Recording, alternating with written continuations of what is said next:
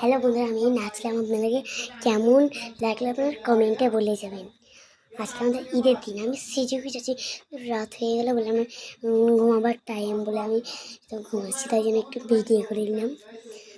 Hello, আপনারা আসসালামু আলাইকুম, আপনারা ভালো থাকবেন, আসসালামু আলাইকুম।